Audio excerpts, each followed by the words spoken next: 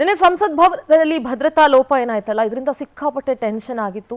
ನಿಜವಾಗ್ಲೂ ಕೂಡ ಏನಾಗೋಯ್ತಪ್ಪ ಅನ್ನುವಂಥ ಆತಂಕ ಕೂಡ ಸೃಷ್ಟಿಯಾಗಿತ್ತು. ನಿನ್ನೆಯ ಘಟನೆ ಬಗ್ಗೆ ತನಿಖೆಯನ್ನ ನಡೆಸಲು ಈಗ ಆದೇಶವನ್ನ ಹೊರಡಿಸಲಾಗಿದೆ. ತನಿಖೆಗೆ ಆದೇಶ ನೀಡಿದೆ ಕೇಂದ್ರ ಗೃಹ ಇಲಾಖೆ. ಹುಡುಗಾಟ ಏನ್ರಿ, ಸಣ್ಣ ಪುಟ್ಟ ವಿಚಾರನ ಇದು? ಅಷ್ಟು ಧೈರ್ಯ ಆದ್ರೂ ಹೇಗೆ ಬಂತು ಅಂತ ಅನ್ನಿಸದೇ ಇರೋದಿಲ್ಲ. ಉನ್ನತ ಮಟ್ಟದ ಸಮಿತಿಯನ್ನ ಗೃಹ ಇಲಾಖೆ ಈಗ ಆಲ್ರೆಡಿ ರಚಿಸಿದೆ. ಲೋಕಸಭಾ ಸಚಿವಾಲಯದ ಮನವಿ ಮೇರೆಗೆ ತನಿಖೆಗೆ ಆದೇಶವನ್ನ ಹೊರಡಿಸಲಾಗಿದೆ. ಸಿಆರ್ಪಿಎಫ್ ಡಿಜಿ ಅನೀಶ್ ದಯಾಳ್ ಸಿಂಗ್ ನೇತೃತ್ವದಲ್ಲಿ ಈ ತನಿಖೆ ನಡೆಯುತ್ತೆ. ತನಿಖೆ ಬಳಿಕ ಗೃಹ ಇಲಾಖೆಗೆ ಈ ತಂಡ ವರದಿಯನ್ನ ಸಲ್ಲಿಸುತ್ತೆ. ಸಂಸತ್ ಭವನದಲ್ಲಿ ಭದ್ರತಾ ಲೋಪದಿಂದ ಸಿಕ್ಕಾಪಟ್ಟೆ ಟೆನ್ಷನ್ ಆಗಿತ್ತು. ನಿನ್ನೆಯ ಘಟನೆ ಬಗ್ಗೆ ನಿಜಕ್ಕೂ ಕೂಡ ಇದು ಆತಂಕಕಾರಿ ಬೆಳವಣಿಗೆನೆ. ನಿನ್ನೆಯ ಘಟನೆ ಬಗ್ಗೆ ತನಿಖೆಯನ್ನು ನಡೆಸೋದಕ್ಕೆ ಈಗ ಕೇಂದ್ರ ಗೃಹ ಇಲಾಖೆ ಆದೇಶವನ್ನ ನೀಡಿದೆ. ಲೋಕಸಭಾ ಸಚಿವಾಲಯದ ಮನವಿಯ ಮೇರೆಗೆ ಈ ಆದೇಶವನ್ನ ಹೊರಡಿಸಲಾಗಿದೆ.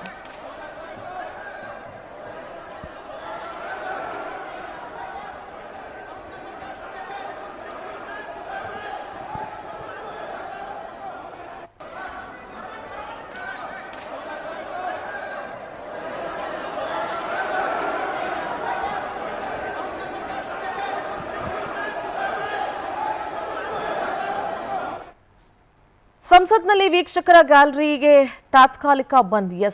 ಭದ್ರತಾ ವ್ಯವಸ್ಥೆಯಲ್ಲಿ ಹಲವು ಮಹತ್ವದ ಬದಲಾವಣೆಗಳನ್ನು ಮಾಡಲಾಗಿದೆ. ನಿನ್ನೆಯ ಘಟನೆ ಆದಾಗಿಂದ ಕೂಡ ಒಂದಷ್ಟು ಮೇಜರ್ ಬದಲಾವಣೆಗಳನ್ನು ಮಾಡಿಕೊಳ್ಳಲಾಗಿದೆ. ಸಂಸತ್ನಲ್ಲಿ ವೀಕ್ಷಕರ ಗ್ಯಾಲರಿ ತಾತ್ಕಾಲಿಕವಾಗಿ ಬಂದ್ ಆಗುತ್ತೆ. ಯಾರಿಗೂ ಕೂಡ ವೀಕ್ಷಕರ ಗ್ಯಾಲರಿಗೆ ಎಂಟ್ರಿ ಇರೋದಿಲ್ಲ.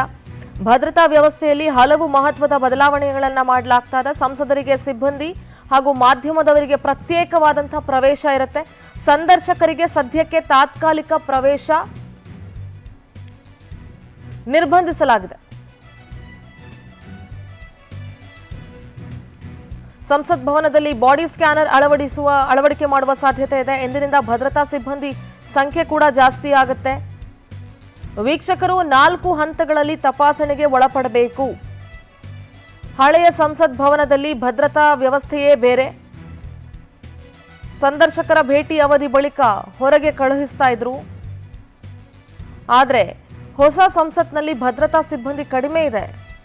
ನಿನ್ನೆಯ ಘಟನೆ ಬಳಿಕ ಭದ್ರತಾ ವ್ಯವಸ್ಥೆಯಲ್ಲಿ ಹಲವು ಮಹತ್ವದ ಬದಲಾವಣೆಗಳನ್ನು ತರಲಾಗುತ್ತೆ.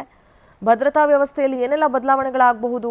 ಸಂಸದರಿಗೆ, ಸಂಸತ್ ಭವನದ ಸಿಬ್ಬಂದಿ ಮತ್ತು ಮಾಧ್ಯಮದವರಿಗೆ ಪ್ರತ್ಯೇಕವಾದಂಥ ಎಂಟ್ರಿ ಇರುತ್ತೆ. ವೀಕ್ಷಕರಿಗೆ ಪ್ರವೇಶವನ್ನು ತಾತ್ಕಾಲಿಕವಾಗಿ ನಿರ್ಬಂಧ ವಿಧಿಸಲಾಗಿದೆ. ಗ್ಯಾಲರಿಯಲ್ಲಿ ಗ್ಲಾಸ್ ತಡೆಗೋಡೆ ನಿರ್ಮಾಣ, ಬಾಡಿ ಸ್ಕ್ಯಾನರ್ ಅಳವಡಿಕೆ ಸಾಧ್ಯತೆ, ಭದ್ರತಾ ಸಿಬ್ಬಂದಿ ಸಂಖ್ಯೆಯನ್ನು ಹೆಚ್ಚು ಮಾಡುವ ಸಾಧ್ಯತೆ, ವೀಕ್ಷಕರಿಗೆ 4 ಹಂತದಲ್ಲಿ ತಪಾಸಣೆ. ನಿನ್ನೆಯ ಘಟನೆ ಬಳಿಕ ಫುಲ್ ಅಲರ್ಟ್ ಆಗಿದ್ದಾರೆ.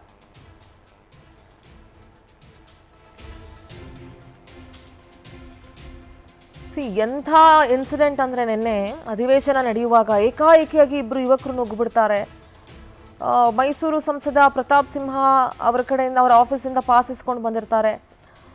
ನಿಜಕ್ಕೂ ಕೂಡ ಆತಂಕಕಾರಿ ಬೆಳವಣಿಗೆ ಇದು. ಯಾರು ಏನು ಎತ್ತ ಸಡನ್ನಾಗಿ ಆ ಥರ ನುಗ್ಗಿ ಏನಾಗೋಯ್ತಪ್ಪ, ಏನಾದರೂ ಹೆಚ್ಚು ಕಡಿಮೆ ಆಗ್ಬಿಟ್ಟಿದ್ರೆ ಏನು ಗತಿ ಅನ್ನುವಂಥ ಭಯ ಕೂಡ ಇತ್ತು.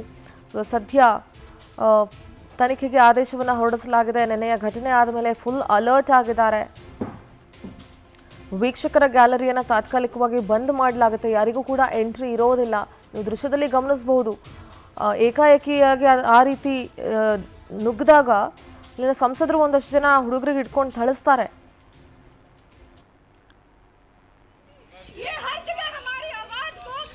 आपका मेरा नाम नीलम है और हर बंदा हमारे तो ये जो पटाखे फोड़े आप लोगों ने, नारेबाजी की, क्या नाराजगी आपकी? हमारी भारत सरकार है, जो हम पे ये अत्याचार हो रहे हैं, हम अपनी हकों की जो बात करते हैं, लाठी चार्ज करके हमको अंदर डाला जाता है, टॉर्चर किया जाता है, तो हमारे पास कोई माध्यम नहीं। कोई डायरेक्ट वजह है, कोई वजह है किसी संगठन से हैं आप? नहीं, हम किसी संगठन से नहीं है, आम जनता है, स्टूडेंट है हम, क्योंकि हम बेरोजगार हैं। हमारे माता पिता इतना काम करते हैं, मजदूर, किसान, छोटे व्यापारी, दुकानदार, लेकिन किसी की बात नहीं सुनी जाती। ये हर जगह हमारी आवाज को दबाने की कोशिश करते हैं। ये तानाशाही नहीं चलेगी, तानाशाही बंद करो, तानाशाही बंद करो, तानाशाही नहीं चलेगी। भारत माता की तो ये जो पटाखे फोड़े आप लोगों ने नारेबाजी की, क्या नाराजगी आपकी? हमारी भारत सरकार है, जो हम पे ये अत्याचार हो रहे हैं, हम अपनी हकों की जो बात करते हैं, लाठीचार्ज करके हमको अंदर डाला जाता है, टॉर्चर किया जाता है, तो हमारे पास कोई माध्यम नहीं। कोई डायरेक्ट वजह है, कोई वजह है, किसी संगठन से हैं आप? नहीं, हम किसी संगठन से नहीं है, आम जनता है, स्टूडेंट है हम, क्योंकि हम बेरोजगार हैं। हमारे ಇದೇ ವಿಚಾರವಾಗಿ ಮಾತನಾಡ್ತಾರೆ ನಮ್ಮ ದೆಹಲಿ ಪ್ರತಿನಿಧಿ ಸಂತೋಷ್, ನೇರ ಸಂಪರ್ಕದಲ್ಲಿ ಜಾಯ್ನ್ ಆಗ್ತಾ ಇದ್ದಾರೆ. ಸಂತೋಷ್, ನಿನ್ನೆ ನಡೆದಂಥ ಘಟನೆ ಇದೆಯಲ್ಲ ಸಂಸತ್ತಲ್ಲಿ, ಇದು ನಿಜವಾಗ್ಲೂ ಕೂಡ ಎಲ್ಲರನ್ನೂ ಒಂದು ರಕ್ಷಣೆ ಬೆಚ್ಚಿ ಬೀಳಿಸಿತ್ತು. ಇವತ್ತು ಕೂಡ ಆ ಘಟನೆಯನ್ನು ನೆನೆಸ್ಕೊಂಡ್ರೆ ಭಯ ಆಗುತ್ತೆ. ಸದ್ಯ ವೀಕ್ಷಕರ ಗ್ಯಾಲರಿ ತಾತ್ಕಾಲಿಕವಾಗಿ ಬಂದ್ ಮಾಡಲಾಗಿದೆ. ಏನೆಲ್ಲ ಅಪ್ಡೇಟ್ಸ್ ಲಭ್ಯ ಆಗ್ತಾ ಇದೆ ಸಂತೋಷ್? ಖಂಡಿತ ಸಿಂಧೂರ, ಪ್ರಮುಖವಾಗಿ ನಿನ್ನೆ ನಡೆದಂತಹ ಭದ್ರತಾ ಲೋಪ ವಿಚಾರಕ್ಕೆ ಸಂಬಂಧಪಟ್ಟಂತೆ ಇವತ್ತು ಕಟ್ಟುನಿಟ್ಟಿನ ಕ್ರಮಗಳನ್ನ ಸಂಸತ್ತಿನ ಹೊರಭಾಗದಲ್ಲಿ ಮೊದಲು ತೆಗೆದುಕೊಳ್ಳಲಾಗಿದೆ. ಸಹಜವಾಗಿ ಸಂಸತ್ತಿನ ಹೊರಭಾಗ ಮತ್ತು ಒಳಭಾಗ ಜೊತೆಗೆ ಗುರುಗ್ರಾಮ, ಒಟ್ಟು 3 ಪ್ರದೇಶಗಳಲ್ಲಿ 6 ಜನರ ತಂಡ ಈ ಒಂದು ಘಟನೆಗೆ ಕಾರಣವಾಗಿತ್ತು ಅನ್ನುವಂಥದ್ದನ್ನು ಕೂಡ ಸ್ಪಷ್ಟವಾಗಿ ಹೇಳಲಾಗ್ತಾ ಇತ್ತು. ಈ ಕಾರಣದಿಂದಾಗಿಯೇ ಸಂಸತ್ತಿನ ಹೊರಗಡೆ ಮೊದಲು ಕಟ್ಟುನಿಟ್ಟಿನ ಭದ್ರತೆಗಳನ್ನ ಈಗಾಗಲೇ ಪೊಲೀಸರು ತೆಗೆದುಕೊಳ್ತಾ ಇದ್ದಾರೆ.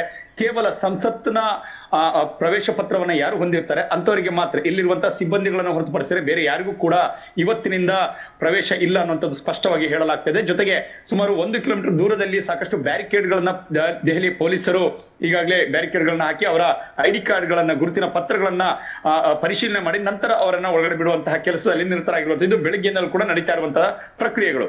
ಇನ್ನು ಉಳಿದಂತೆ ಸಂಸತ್ತಿನ ಗ್ಯಾಲರಿಗಳಲ್ಲಿ ಯಾರನ್ನ ಬಿಡಬೇಕು ಅನ್ನೋದ್ರ ಬಗ್ಗೆ ಸಾಕಷ್ಟು ಚರ್ಚೆಗಳು ನಿನ್ನೆ ರಾತ್ರಿವರೆಗೂ ಕೂಡ ನಡೆಯಿತು. ಅದಕ್ಕೊಂದು ಸಮಿತಿಯನ್ನ ರಚನೆ ಮಾಡಲಾಗಿತ್ತು. ಆಲ್ ಪಾರ್ಟಿ ಮೀಟಿಂಗ್ ಗಳನ್ನ ಸ್ಪೀಕರ್ಗಳು ಕೂಡ ಕರೆದಿರುವಂತದ್ದು ಸ್ಪಷ್ಟ. ಅದಾದ ಬಳಿಕ ಕೇವಲ ಇದು ಲೋಕಸಭೆಗೆ ಮಾತ್ರ ಸೀಮಿತವಾಗಿರುವುದಿಲ್ಲ, ರಾಜ್ಯಸಭೆ ಮತ್ತು ಲೋಕಸಭೆ ಎರಡೂ ಸದನದ ಕಲಾಪಗಳನ್ನ ವೀಕ್ಷಣೆ ಮಾಡೋದಕ್ಕೆ ಗ್ಯಾಲರಿಯಲ್ಲಿ ಸಾಕಷ್ಟು ಸಾರ್ವಜನಿಕರು ವೀಕ್ಷಣೆ ಮಾಡೋದಕ್ಕೆ ವೀಕ್ಷಕರು ಬರ್ತಾರೆ ಅನ್ನುವಂಥದ್ದು ಸ್ಪಷ್ಟ. ಹೀಗಾಗಿ 2 ಗ್ಯಾಲರಿಗಳನ್ನ ತಾತ್ಕಾಲಿಕವಾಗಿ, ಈ ಅಧಿವೇಶನ ಇನ್ನೂ 1 ವಾರಗಳ ಕಾಲ ನಡೆಯಲಿದೆ. ಹೀಗಾಗಿ ಚಳಿಗಾಲದ ಅಧಿವೇಶನಕ್ಕೆ ಯಾವುದೇ ಒಬ್ಬ ಗ್ಯಾಲರಿಗೂ ಕೂಡ ಸಾರ್ವಜನಿಕರಿಗೆ ಅವಕಾಶಗಳು ಇಲ್ಲ ಅನ್ನುವಂಥದ್ದನ್ನ ಈಗಾಗಲೇ ನಿರ್ಧಾರವನ್ನ ಸ್ಪೀಕರ್ ಹಾಗೂ ಉಪಸಭಾಪತಿಗಳು ಈಗಾಗಲೇ ತೆಗೆದುಕೊಂಡಿರುವಂತಹ ನೆಲೆ ಗಮನಿಸಬೇಕಾಗುತ್ತೆ. ಇನ್ನು ಉಳಿದಂತೆ ಇಲ್ಲಿ ಸಂಸದರಿಗೆ ಕೆಲವೊಂದಿಷ್ಟು ನೀತಿ ನಿಯಮಗಳಿತ್ತು, ಅದರಲ್ಲಿ ಕೆಲವೊಂದಿಷ್ಟು ಕಟ್ಟುನಿಟ್ಟಿನ ಕ್ರಮಗಳನ್ನು ತೆಗೆದುಕೊಳ್ಳೋದಕ್ಕೆ ಮುಂದಾಗ್ತಿರುವಂತೆ ಈಗಾಗಲೇ ಗೋಚರ ಹೋಗ್ತಿದೆ. ಅದರಲ್ಲೂ ಕೂಡ ಸಭೆಯಲ್ಲಿ ಅಂತಿಮ ತೀರ್ಮಾನವನ್ನ ತೆಗೆದುಕೊಳ್ಳಲಾಗಿಲ್ಲ, ಆದ್ರೆ ಆ ರೀತಿಯ ಪ್ರಕ್ರಿಯೆಗಳನ್ನ ಜಾರಿಗೊಳಿಸಬೇಕು ಅನ್ನೋದ್ರ ಬಗ್ಗೆ ಈಗಾಗಲೇ ಹೇಳಲಾಗ್ತಿದೆ. ಸಂಸದರಿಗೆ ಒಟ್ಟು 4 ದ್ವಾರಗಳಿದೆ.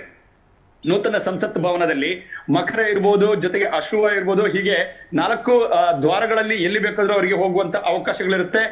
ಲೋಕಸಭಾ ಸಂಸದರು ರಾಜ್ಯಸಭಾದ ಒಂದು ಕಲಾಪದಲ್ಲಿ ನೇರ ವೀಕ್ಷಣೆ ಮಾಡೋದಕ್ಕೂ ಕೂಡ ಗ್ಯಾಲರಿ ಮೂಲಕ ಅವಕಾಶಗಳು ಇರ್ತಾ ಇತ್ತು. ಈಗ ಅದಕ್ಕೂ ಕೂಡ ತಡೆಯನ್ನು ಒಡ್ಬೇಕು. ಯಾವುದೇ ರೀತಿಯಾದಂತಹ ಅವಕಾಶಗಳನ್ನ ಒಂದು ಕಲಾಪದಿಂದ ಮತ್ತೊಂದು ಕಲಾಪಕ್ಕೆ ಲೋಕಸಭಾದವರು ರಾಜ್ಯಸಭೆಗೆ ಅಥವಾ ರಾಜ್ಯಸಭಾ ಸಂಸದರು ಲೋಕಸಭೆಗೆ ಹೋಗುವಂತ ಅವಕಾಶಗಳನ್ನ ಕೊಡಬಾರ್ದು ಅನ್ನೋಂಥದ್ದು ಒಂದು ಕಡೆ ಆದ್ರೆ, ಇನ್ನು ಉಳಿದಂತೆ ಸೆಕ್ರೆಟೇರಿಯೇಟ್ ನಲ್ಲಿ ಕೆಲಸ ಮಾಡುವಂತ ಬಹುತೇಕ ಸಿಬ್ಬಂದಿಗಳಿಗೂ ಕೂಡ ನಿರ್ಬಂಧವನ್ನ ಹೇರಲಾಗಿದೆ. ಮಾಜಿ ಸಂಸದರುಗಳಿಗೆ ನೂತನ ಸಂಸತ್ ಭವನಕ್ಕೂ ಕೂಡ ಪ್ರವೇಶ ಇಲ್ಲ. ಇದು ಮತ್ತೊಂದು ವಿಚಾರವನ್ನು ಕೂಡ ಈಗಾಗಲೇ ಕೆಲವೊಂದಿಷ್ಟು ನಿಯಮಗಳನ್ನ, ಕಟ್ಟುನಿಟ್ಟಿನ ಕ್ರಮಗಳನ್ನ ತೆಗೆದುಕೊಳ್ಳೋದಕ್ಕೆ ಸಂಸತ್ನ ಕಾರ್ಯದರ್ಶಿಯ ಸಮಿತಿಗೂ ಈಗಾಗಲೇ ಮುಂದಾಗಿರುವಂತದ್ದು. ಅದಕ್ಕೂ ಕೂಡ ಸ್ಪೀಕರ್ ಅವರು ಒಪ್ಪಿಗೆಯನ್ನು ಕೊಟ್ಟಿದ್ದಾರೆ.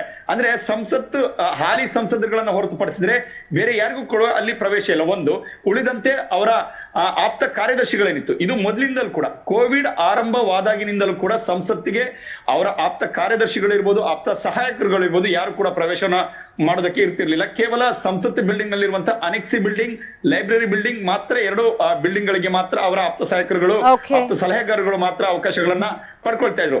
ಈ ನಿಟ್ಟಿನಿಂದಾಗಿ ನಿನ್ನೆ ನಡೆದಂತಹ ಭದ್ರತಾ ಲೋಪ ವಿಚಾರಗಳು ಮತ್ತಷ್ಟು ಕಟ್ಟುನಿಟ್ಟಿನ ಕ್ರಮಗಳನ್ನು ತೆಗೆದುಕೊಳ್ಳೋದಕ್ಕೆ ಇದೀಗ ಸಾಕ್ಷಿ ಆಗ್ತಾ ಇದೆ. ಧನ್ಯವಾದ ಸಂತೋಷ್ ತಮ್ಮೆಲ್ಲ ಮಾಹಿತಿಗಾಗಿ.